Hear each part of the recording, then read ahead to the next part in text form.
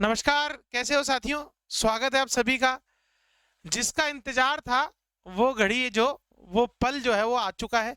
क्या हो चुका है? बिल्कुल जूनियर अकाउंटेंट की जो वैकेंसी है वो हमारे राजस्थान अधीनस्थ सेवा चयन बोर्ड, जिसको हम कर्मचारी चयन बोर्ड के नाम से एसएसबी के नाम से जानते हैं, उन्होंने जारी कर दी है। कब की है? देखिए, आज की डेट है 20/6/2023 को जो है अभी कुछ देर पूर्व जो है ये वैकेंसी जो है वो जारी कर दी है, विज्ञप्ति जारी कर दी है, ऑफिशियल वैकेंसी जारी कर दी है। अगर इसको हम ध्यान से देखें तो इस वैकेंसी के बारे में देखें तो कितने पद जारी किए। देखिए, कनिष्ठ लेखाकार जो हमारा जूनियर अकाउंटेंट है उसके 5190 पद है, और तहसील राजस्व लेखाकार जिसको हम टीआरए के नाम से जानते हैं वो 198 पद है। तो कुल अगर हम बात करें तो ये है हमारे 5388 पद। कितने? 5388 पद जो है इतने जारी किए गए हैं। अब जो सबसे बड़ा सवाल है उसी मुद्दे पर हम बात करेंगे कि सवाल क्या है। सवाल यह है कि भैया कौन कौन एग्जाम दे पाएगा। पहली चीज, जो भी इस वीडियो को देख रहे हैं उन सभी से मेरा निवेदन है कि आपका अगर कोई सवाल हो तो कृपया कमेंट बॉक्स में जरूर लिखें, हम उसकी जवाब जो है वहां जरूर देंगे आपको। बट अगर आप देखेंगे कि सबसे बड़े सवाल का उत्तर क्या है कि पहले तो जिसने सीईटी का एग्जाम दिया है वही इसका जो है फॉर्म अप्लाई कर सकता है, वही इसको भर सकता है। पहली बार ऐसा हुआ है कि विज्ञप्ति के अंदर जो है सारी जानकारियां दे दी उन्होंने, सिलेबस भी विज्ञप्ति में ही दे दिया है। तो आपकी समस्याओं का सभी का समाधान कर दिया है। कुछ टॉपिक हटाए गए हैं, कुछ टॉपिक जोड़े गए हैं, सेकंड पार्ट के अंदर कुछ नए टॉपिक जोड़े गए हैं और कुछ टॉपिक हटा दिए गए, महत्वपूर्ण चीजें जोड़ दी गई है, उसके बारे में चर्चा करेंगे। इसके बाद हम बात कर लें कि सीईटी वाले दे सकते हैं, पर सीईटी में कितने अंकों वाले दे सकते हैं, तो उसकी चर्चा करने से पूर्व मैं आपको इस नोटिफिकेशन में, बिल्कुल आप लोग सभी समझदार हैं, आप लोगों ने नोटिफिकेशन पढ़ लिया होगा, फिर भी हम चर्चा कर लेते हैं कि इन्होंने क्या कहा है कि किसको पात्रता दी जाएगी। देखिए, स्पष्ट लिखा है कि राज्य सरकार आदेश क्रमांक पत्र क्रमांक कार्मिक K2 2022 जयपुर दिनांक 25/5/2022 की पालना में समान पात्रता परीक्षा स्नातक स्तर, तो सीईटी में भी 2 स्तर थे, 12th लेवल और ग्रेजुएशन लेवल, तो ग्रेजुएशन लेवल की वैकेंसी है तो ग्रेजुएशन लेवल वाले दे सकते हैं। पात्रता बोर्ड द्वारा आयोजित करवाकर स्कोर कार्ड दिनांक 28/4/2023, बिल्कुल आप सभी को आपके स्कोर कार्ड बता दिए गए हैं। किसी के 150 आ रहे हैं, किसी के 200 आ रहे हैं, किसी के 160 आ रहे हैं, किसी के 80 आ रही है। जहां तक मुझे जानकारी है कि मैक्सिमम जो बड़ा तबका है इस सीईटी के अंदर वो 150 से लेकर 180 के बीच में है मैक्सिमम, और 180 के ऊपर वाले बहुत लिमिटेड लोग हैं। अगर अपन बात करें टोटल सीईटी देने वालों का तो शायद 5 से 10% लोग हैं वही 180 के ऊपर पहुंच पाए हैं, मैक्सिमम लोग जो है 180 के नीचे है। तो आपको घबराने की जरूरत नहीं है। अगर मान लीजिए आपके 160 नंबर है कि क्या मैं इसमें अप्लाई कर पाऊंगा, नहीं कर पाऊंगा, समय बताएगा, आपका कैटेगरी बताएगी कि आप कौन सी कैटेगरी से आते हैं। बट आप देखिए कि इन्होंने किया क्या है या क्या कहा है कि किसको हम मौका देने जा रहे हैं। समान पात्रता परीक्षा स्नातक स्तर 2022 में सम्मिलित वे अभ्यर्थी, बिल्कुल स्पष्ट लिखा है। क्या लिखा है? सम्मिलित वे अभ्यर्थी जो जिसने सीईटी नहीं दिया है वो बिल्कुल इसका फॉर्म अप्लाई नहीं कर पाएगा। जो कनिष्ठ लेखाकार परीक्षा तहसील राजस्व लेखाकार पदों की योग्यता रखते हो, योग्यता का अर्थ क्या हो गया कि मान लीजिए कि ऐसा कोई व्यक्ति है जिसने अपीयरिंग ग्रेजुएशन के अंदर फॉर्म भरा था और अभी तक उसका रिजल्ट अपीयरिंग वाला नहीं आया है, तो वो भी इसमें पात्र नहीं होगा। एग्जाम से पूर्व उसका रिजल्ट आ जाना चाहिए। ऑनलाइन आवेदन भर सकते हैं। इस आवेदन भरने वाले अभ्यर्थियों में समान पात्रता परीक्षा 2022 अर्जित स्कोर के अनुसार विज्ञापित पदों के 15 गुना संबंधित वर्गवार में न्यूनतम कट ऑफ मार्क्स प्राप्त करने वाले अभ्यर्थी कनिष्ठ लेखाकार राजस्व लेखाकार की पदों की परीक्षा में शामिल होने के लिए पात्र होंगे। अगर आपने ध्यान नहीं दिया तो मैं बता दूं, स्पष्ट लिखा है कि विज्ञापित पदों की 15 गुना, इसका मतलब है कि अभी हमने जोड़े थे 5388 पद जो जोड़े थे, इनके 15 गुना ही भाग लेंगे। बट संबंधित वर्गवार में आपको स्पष्ट बता दूं, संबंधित वर्गवार में मतलब अगर आप ओबीसी हैं तो उसके 15 गुना, आप जनरल हैं तो उसके 15 गुना, आप एससी हैं एसटी हैं तो उसके 15 गुना।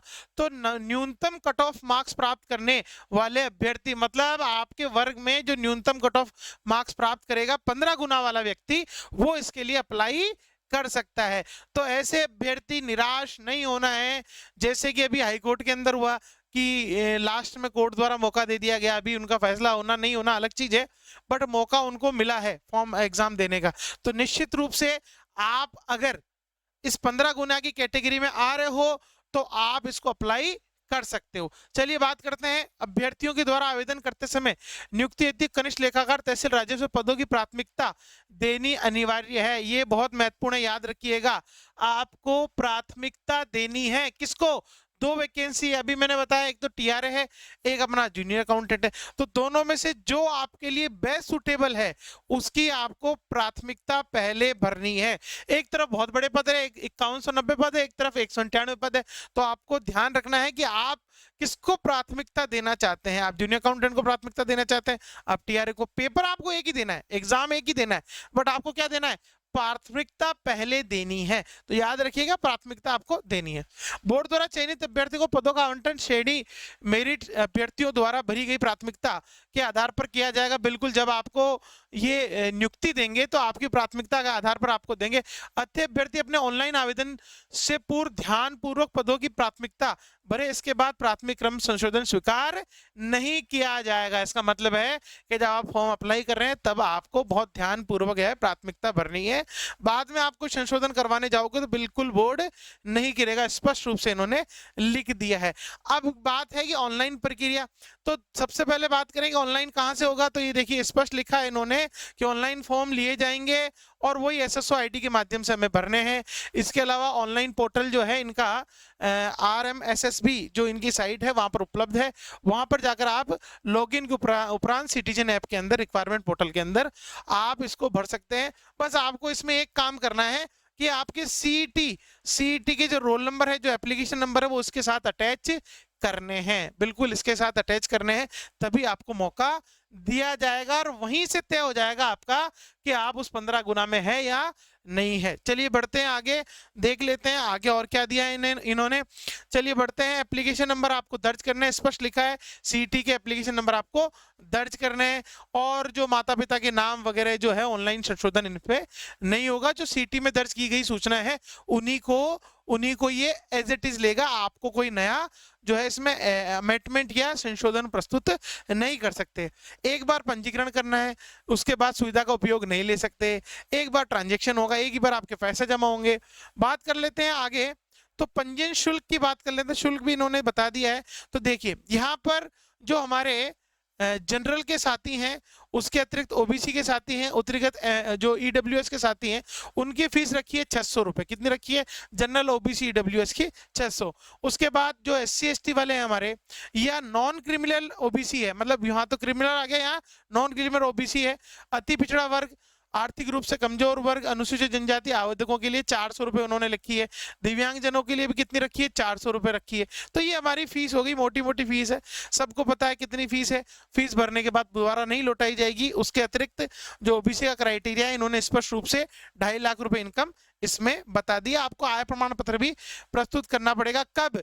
दस्तावेजों की जांच के बाद, मतलब जब आपका सिलेक्शन हो जाएगा, आपके दस्तावेज जांच होंगे, तब आपको एक 2.5 लाख से नीचे का आय प्रमाण पत्र संबंधित वर्ग में अगर आप आ रहे हो तो आपको जमा करना है। चलिए आगे बढ़ जाते हैं। ये हमारा आरक्षण हो गया, जितना जिस कैटेगरी को मिलता है उतना ही दे रखा है। हमारे जो दिव्यांगजन है वो, या भूतपूर्व सैनिक है, उत्कृष्ट खिलाड़ी, जिनको जितना मिलता है उतना ही दे रखा है। उसके अतिरिक्त चलते हम, ये TSP एरिया का भी दे दिया। अब हम बात करेंगे इसमें एक नई चीज और जोड़ी है। वो क्या है? वो बहुत महत्वपूर्ण है। देखिए मैं बता दूं आपको कि इस पूरे एग्जाम में एक नई चीज जो जोड़ी गई है वो है कि आपको मिनिमम क्राइटेरिया जो है उसका ध्यान रखना है। मिनिमम क्राइटेरिया का अर्थ ये हो गया, देखिए मैं आपको बता देता हूं कि आपको दोनों जो पेपर है, उन दोनों ही पेपरों में जो है वो अलग अलग पास होना है। ये जो इसका सिलेबस दिया है, इसी में देखिए यहाँ स्पष्ट रूप से लिखा, पाठ्यक्रम में लिखा है। देखिए क्या लिखा है कि maximum marks and negative marking. बिल्कुल स्पष्ट लिखा है इन्होंने कि maximum marks of paper first and second will be 450, मतलब 450 का ईच। दोनों ही पेपर जो है 450 नंबर के होंगे, जैसा कि हम लोगों ने हमारे पूर्व वीडियो में ये बता चुके हैं कि कितने नंबर का पेपर आना है। 400 नंबर के 6 सेक्शन, 450 नंबर के 6 सेक्शन पहले पेपर में दिए गए हैं और 6 सेक्शन जो है सेकंड भाग में दिए गए हैं। बात करते हैं हम लोग इसमें जो क्वालिफाइंग मार्क्स रखे हैं, ये बहुत महत्वपूर्ण है, याद रखिएगा। इसमें क्या किया है इन्होंने, लिखा है कि minimum of 35% in paper first and paper second each and 40% marks in aggregate. However, relaxation in minimum marks up to 5% will be applicable to SC/ST category candidates. मतलब इन्होंने कहा है कि आपको दोनों पेपरों में कम से कम 35% मार्क्स लाने आवश्यक है, उसके बिना आप जो है क्वालिफाई नहीं करोगे।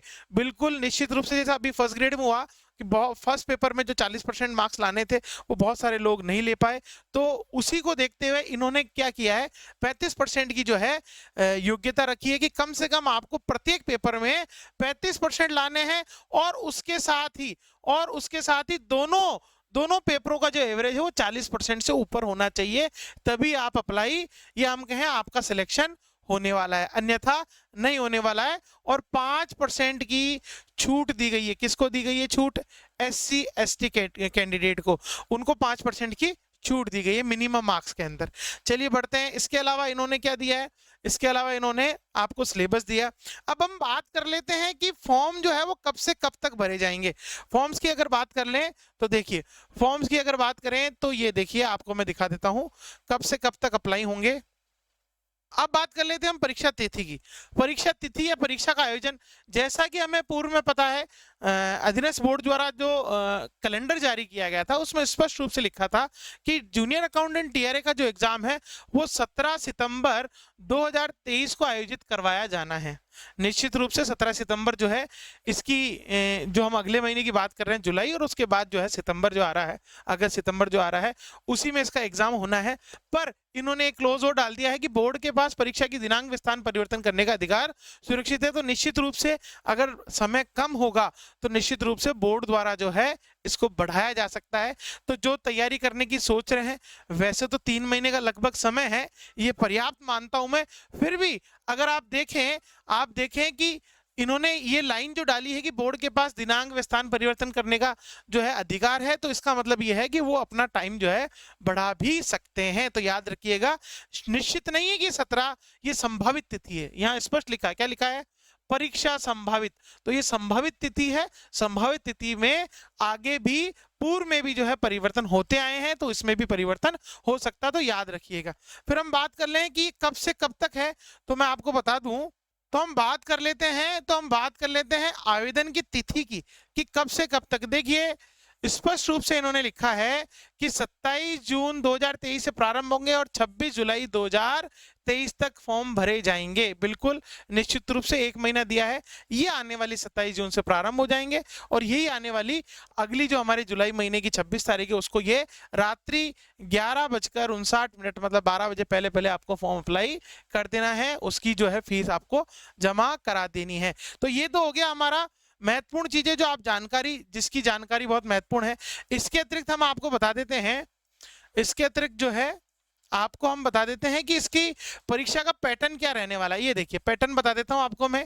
देखिए परीक्षा की जो स्कीम है वो क्या है, 2.5 घंटे के पेपर होंगे। दोनों ही पेपर कितने हैं, 2.5 घंटे के आपके सामने रहे। दोनों ही जो है 450 मार्क्स के हैं, दोनों ही 450 मार्क्स के हैं।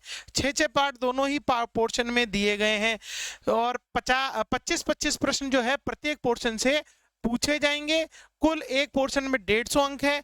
निश्चित रूप से बहुत महत्वपूर्ण पेपर। देखिए इसमें तैयारी करने वाले के लिए एडवांटेज बता देता हूं, आपको तैयारी किस हिसाब से करनी है वो तरीका बता देता हूं। सबसे महत्वपूर्ण तो देखिए हिंदी, अंग्रेजी, सामान्य विज्ञान, गणित, कंप्यूटर, ये जो 5 पोर्शन है और 125 अंक है, ये सारे ही पोर्शन आपने सीटी में पढ़े हैं। हालांकि इसमें हो सकता है कि कंप्यूटर वाला पार्ट आपने नहीं पढ़ा हो इतना, बट आप देखिए कि ये पोर्शन जो है कंप्यूटर वाला पूरे में से पूरे मार्क्स लाने वाला पोर्शन है। तो ये जो 125 क्वेश्चन है, हम सामान्य ज्ञान को, जीके को इसलिए छोड़ रहे हैं क्योंकि ये अथाह है, इसका कोई ठिकाना नहीं है कि कितना कहां से, केवल 25 प्रश्न पूछे जाएंगे। और अगर आप सिलेबस देखेंगे तो वास्तव में आपको लगेगा कि इतना पढ़ना व्यर्थ है। तो आप करंट वाले पोर्शन पे ध्यान देना, या आप 5-7 प्रश्न वैसे ही 25 में से आराम से कर पाओगे, बिना पढ़े जाओगे, केवल करंट पढ़ोगे तो भी 25 में से 10 क्वेश्चन आपके आराम से होने वाले हैं। आपको ध्यान किस पे देना है?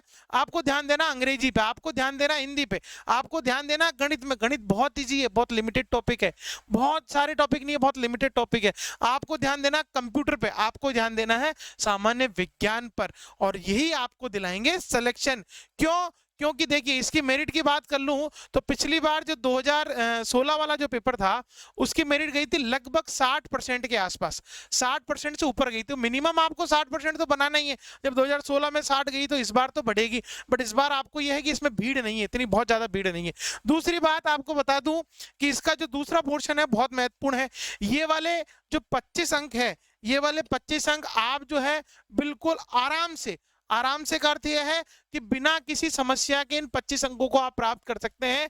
ये जो हमारे राजस्थान सेवा नियम है और यहाँ वित्त नियम जो है, उनको अगर आप ध्यान से पढ़ें, बहुत लिमिटेड अध्याय हैं, बहुत सारे अध्याय नहीं है इसमें, बहुत लिमिटेड अध्याय हैं, तो 25 में से 25 आप यहाँ से आसानी से ला सकते हैं। भारतीय अर्थशास्त्र आपको पढ़ना पड़ेगा, लेखा परीक्षा, व्यवसाय पद्धति, बही खाता, इनके लिए मैं आपको कहूंगा कि कोई भी एक पुस्तक जो ऑथेंटिक हो, मार्केट में ज्यादा हो, जिसकी ऑथेंटिसिटी अच्छी हो, जहां से बार बार प्रश्न पूछे जाते रहे हो, वो जरूर पढ़ लें, तो आपका बेड़ा पार हो जाएगा इस वाले पोर्शन में। और निश्चित रूप से आपको एक बात और बता दूं, मैं अभी तक किसी ने नहीं कहा होगा आपको कि क्या करना है इस पोर्शन के लिए, तो आज तक नेट वाले जितने पेपर हुए हैं कॉमर्स के, जिनमें ये टॉपिक पूछे जाते रहे हैं, बिल्कुल ये कॉमर्स के ही पार्ट है। तो कॉमर्स के किसी ऐसे बंधु को ढूंढें जिन्होंने कॉलेज लेक्चर की तैयारी की हो या कॉलेज लेक्चरर हो, वो आपको बताएंगे कि नेट वाला जो पेपर है इसका,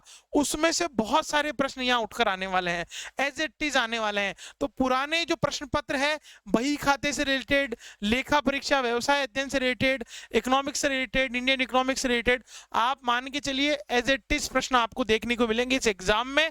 नहीं भी मिले तो आपको एक आइडिया मिल जाएगा कि हमें इस पोर्शन को किस तरीके से पढ़ना है, एग्जाम में प्रश्न कैसे पूछे जाने वाले हैं। नॉन कॉमर्स वालों के लिए थोड़ी समस्या हो सकती है, बट मैं आपको बता दूं कि कॉमर्स वाले इस सीईटी वाले एग्जाम में, अगर आप टोटल सीईटी की बात करेंगे तो 10% लोग भी नहीं है जिन्होंने एग्जाम दिया है कॉमर्स वाले विद्यार्थियों ने। तो निश्चित रूप से 15 गुना में भी आपको एक आध 2% से ज्यादा नहीं मिलने वाले। 15% तो बहुत बड़ी बात बता रहा हूं मैं आपको, केवल 1 या 2% कॉमर्स वाले मिलेंगे, बाकी सब आप जैसे हमारे भाई बंधु है जो साइंस और आर्ट्स बैकग्राउंड से है। तो निश्चित रूप से आपको भी उतना ही पढ़ना है जितने दूसरे कैंडिडेट को पढ़ना है। सीटी में आपके कितने मार्क्स आ रहे हैं कोई मतलब नहीं है, केवल आप क्वालिफाई हो जाने चाहिए उस 15 गुना में। अगर आप हैं तो आज से अभी से तैयारी प्रारंभ करें, निश्चित रूप से आपका सिलेक्शन होने वाला है। तो याद रखिएगा, इसका सिलेबस जो है इसी नोटिफिकेशन में मिल जाएगा। अब नोटिफिकेशन कहां से मिलेगा? अध्ययन बोर्ड की वेबसाइट पर जारी कर दिया। अगर नहीं भी मिल रहा है तो कोई चिंता लेने की जरूरत नहीं है, हम आपके लिए तैयार हैं। हमारे इस डिस्क्रिप्शन बॉक्स में जाइए, आपको एक गूगल लिंक दे रहा हूं, उस लिंक पर क्लिक कीजिए और आपका जो है ये नोटिफिकेशन आप डाउनलोड करके अपने पास रख सकते हैं। पाठ्यक्रम को बहुत अच्छे से पढ़िएगा, निश्चित रूप से आपको सफलता से कोई नहीं रोक सकता है। चलिए मिलते हैं अगली कक्षा में, आज के लिए इतना ही। जय हिंद साथियों।